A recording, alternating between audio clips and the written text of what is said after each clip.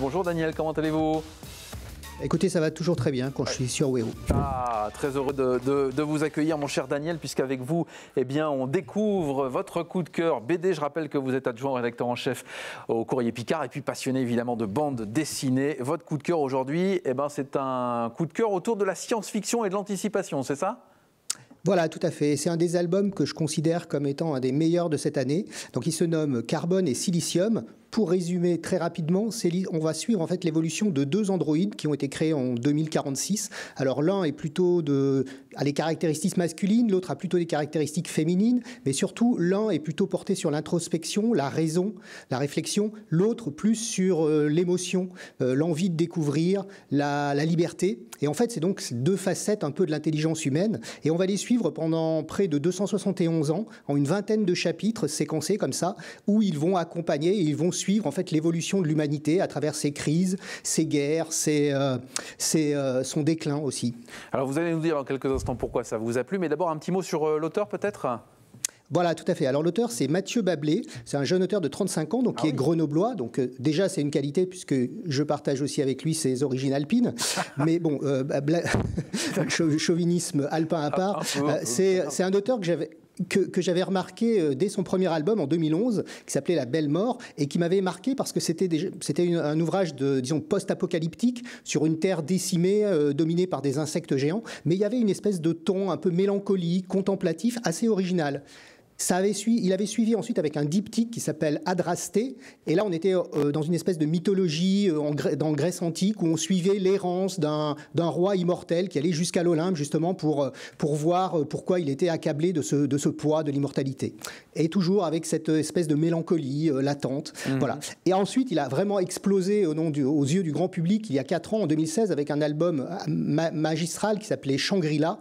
Là, on était dans un space opéra d'anticipation, de science-fiction, de nouveau, dans une terre qui avait été un peu, là encore, désertée par les humains. Ils étaient ramassés dans une station spatiale. On assistait à des révoltes. On assistait même on accompagnait même certains jusqu'à la fin de l'humanité, enfin la fin des temps, même au sens littéral du terme. Et voilà, c'était un album très riche parce que donc on parlait de beaucoup de choses, de clivages sociaux, de lutte de classe, de manipulation génétique, de voyage temporel. Voilà, donc c'est quelque chose de très très riche.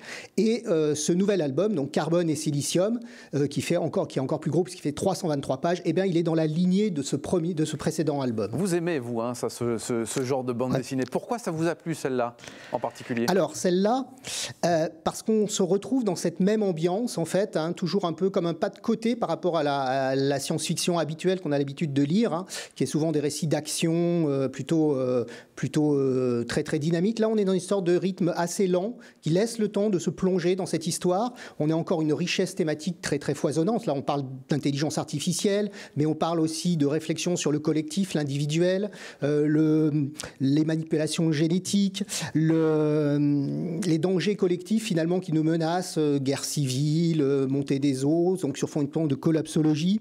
Bref, tout ça pour dire qu'il y a vraiment beaucoup de choses dans cet album. Il faut dire un mot aussi quand même du style graphique de Mathieu Bablé. Donc il fait des planches assez magistrales hein, au niveau des décors, de l'architecture. C'est assez éblouissant, encore une fois, dans cet album. Alors Mathieu Bablé, moi j'avais un seul petit bémol, c'est au niveau de ses personnages qui, à contrario, sont assez stylisés, assez rugueux, schématisés. Et alors on retrouve un peu ça ici, mais ils sont dans une veine un peu plus réaliste déjà. Et puis comme on est dans une réalité assez largement biomécanique, si vous voulez, ça passe beaucoup mieux. Donc voilà. Et puis on peut encore noter un petit point particulier, c'est la manière dont il a réussi à illustrer l'univers numérique de ces robots finalement, hein, à travers des planches en négatif. Et c'est assez stupéfiant, assez vraiment étonnant. Ça s'appelle Carbone et Silicium. Voilà. Et c'est votre... Je ne sais pas si j'ai encore 2 minutes. Non, pas 2 minutes, mais 10 secondes. Alors 10 secondes juste pour féliciter les éditions Ankama, qui sont des éditions basées à Roubaix, donc des éditions régionales, pour la beauté, vraiment la réalisation de cet album, parce que c'est un album grand format, dos toilé, couverture cartonnée, avec du beau papier, et c'est à un prix très raisonnable, puisqu'il est à 24 €. Donc par rapport à l'objet, c'est vraiment très, très bien. Merci beaucoup Daniel, merci, on a senti votre passion, effectivement, on félicite toutes ces initiatives des Hauts-de-France. À très vite avec vos coups de cœur.